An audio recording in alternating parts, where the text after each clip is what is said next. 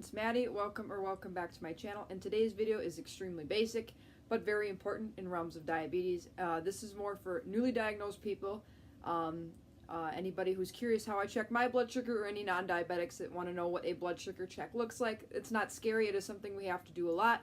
I do wear a Dexcom G6, which for those of you that don't know or don't have one, it is a continuous glucose monitor that every 5 minutes will measure my blood sugar and give me the number, plus it will give me a directional arrow of where my blood sugar may be headed in the future. If it's headed up, headed down, headed up fast, headed down fast, or if it's staying steady and stable, which is extremely important in making glucose decisions and treatment decisions with insulin. And I can also see my blood sugars in the past.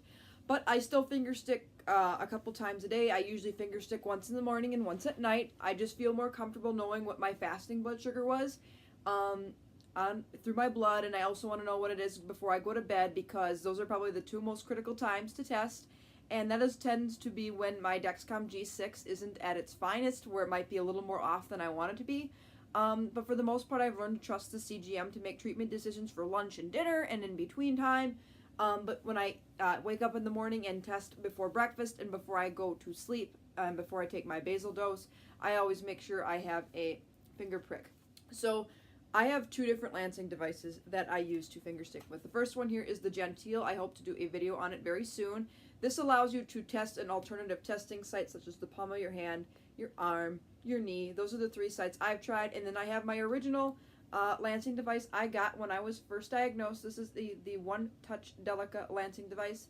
It is a regular lancing device that you literally put up to the side and you push the button and it lances the finger. Now there's no lance in here, but I just wanted to show you that this is also an option. I do alternate between these two if I want to give my palms a rest, or just use this one, especially if it's something I really want to check quick and not sit and draw blood out and make a big old scene of it. This is just easy enough to do on the go. This one you adjust at the bottom for the depth. The higher the number, the deeper it goes. I keep it at 3 to 4. And with the Genteel, instead of having a different spin dial, you have to change the nozzle tip out. This is the shallowest nozzle tip. Seems to be working pretty well for me right now. I do also use the yellow nozzle tip, which is depth number 2.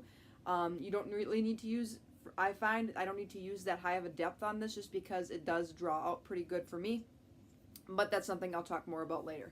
But for the purpose of this video, I'm going to be using my Genteel, and I'm going to be taking blood from the palm of my hand. This is one of my favorite locations, A, because it doesn't hurt a lot. There's not a lot of nerve endings. Saves my fingertips, and I get a big drop of blood out to be able to do any things. Now, how do you prep the site before you test? Now, I was taught a method to use alcohol swabs, but I find that sometimes what I've read, they're not the most accurate, or they can throw off your blood sugar readings. I still use alcohol swabs in a pinch, but most of the time your number one priority will be to wash and dry your hands, especially if you want to calibrate a CGM, which I may have to do depending on if it's off. We will find that out. But washing and drying your hands is the best option to do before testing your blood sugar. Gets any potential sugar out of the surface of where you're going to test, and it also makes sure that there's no bacteria on your skin that could potentially be harmful when you are lancing yourself. You don't want that kind of an issue dealing with potential infection or a bloodborne pathogen. You don't want that. But in a pinch, alcohol swabs are good. Now, if I use an alcohol swab, I'll put it on the site and I will let it dry fully. But if you don't let it dry fully, I take the second drop of blood. I never take the first drop. If I wash my hands or I let the alcohol dry, I always take the first drop. I have personally never noticed an issue with it not being fairly close to my meter, or me not feeling confident enough with my symptoms as far as that concerned. Now, sometimes I feel totally asymptomatic when my blood sugar is really, really high, or when my blood sugar is really, really low. As a matter of fact, yesterday my blood sugar rode in the 50s the whole entire time, and I thought Dexcom was off, so I just ignored it until I could get a chance to calibrate, and I thought it was going to tell me my blood sugar was like 82. Which I feel fine at 82. I believe in keeping normal glycemia and non-diabetic blood sugars. Come to find out, my blood sugar was 59 when Dexcom was saying I was 51. So it was very accurate. That is considered highly accurate for a CGM. And it kind of scared me that I rode low that whole entire time. I had been eating stuff to try to bring it up, but it was a stubborn low that just wouldn't come up. I ended up eating like 30 grams of rapid-acting carbs to get it up, and it only got it up to like 110, and it started coming down again. So for whatever reason, my body was ultra insulin sensitive yesterday morning. But Nonetheless, haven't had a problem at all today. And that's just the crazy thing with diabetes. Sometimes it flips or whatever. But before I jump into too many other things, we will start with the blood sugar test. So I'm going to go quickly wash my hands, and I will be right back to do a blood sugar test for y'all. Like I mentioned previous, now that my hands are washed and dried, we can begin. And again, if you are a CGM user like me, always remember to test too if you feel like your CGM does not match your symptoms for your blood sugar. Like yesterday, it was saying I was low, but it was actually correct. But it was better for me to check with the monitor and know for a fact that I had a problem than ignore it. So let's get started. So I have my test strips here. I use the One Touch VarioFlex meter that uses gold test strips. Now everybody's test strips are probably going to be different, but my particular test strips, the blood goes in on the side. See right here, there's a little gold strip. Some people, where they have to put their blood is right at the very, very top, but that's not the case with mine. Mine comes right from the side, which is okay. The only thing I don't like about these test strips for this blood sugar meter is that they're very, very flimsy. And for most blood sugar meters, all you have to do is put a test strip in, and it's got a little blood drop, and that basically means that it's ready for a blood sugar sample or a blood sample to test. So at that point, you take your Lancing device wherever you want to go. I'm going to do the palm of my hand with the Gentile. You don't have to do too much. All you got to do is put it, push, and then this is a vacuum seal. It's drawing blood out. And release when you know there's enough. And right there is the perfect drop of blood. All you do is put your meter up and fill the strip. And it counts down from 5 or 4 seconds. And in that amount of time, I have a blood sugar reading. My blood sugar right now is 95 milligrams per deciliter, which is amazing. And Dexcom says 91. So Dexcom is working really good, and I've had a pretty good blood sugar day so far. Pretty steady, pretty stable. Again, like I said, there's more tips to keeping stable blood sugars than what I mentioned, but pre-bolusing is one of the things I use. I did make a video all about how to keep stable blood sugars if you want to go check that out. But I highly recommend listening to the Juice Box podcast because he definitely goes into more things.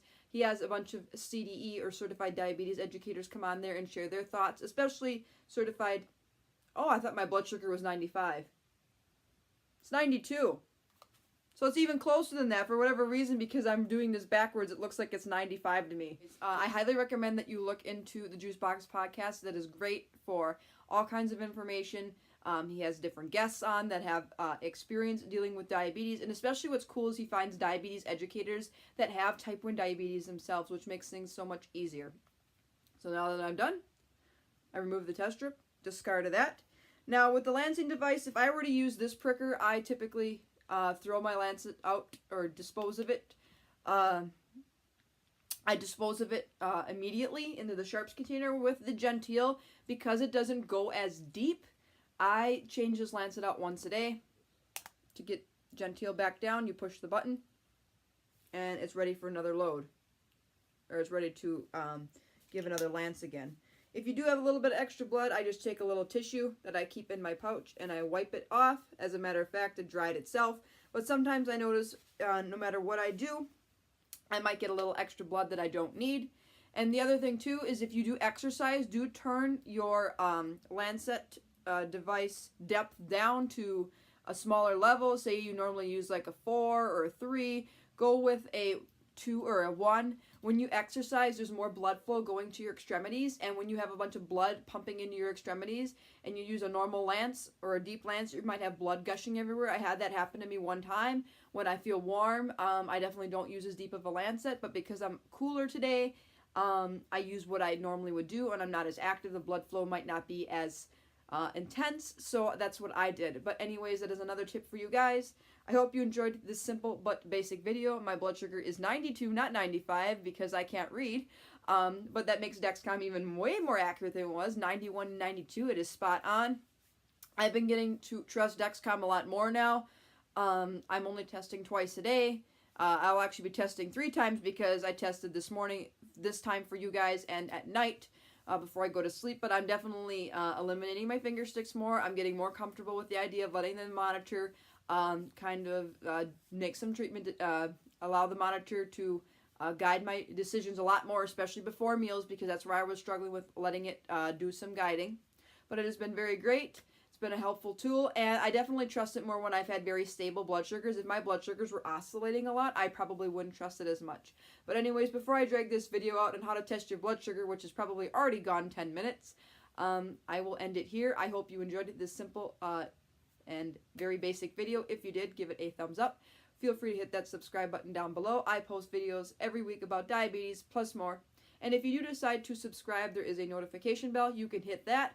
And every single time I upload a new video, you will get a notification on any of your devices to let you know that something new has been uploaded from my channel.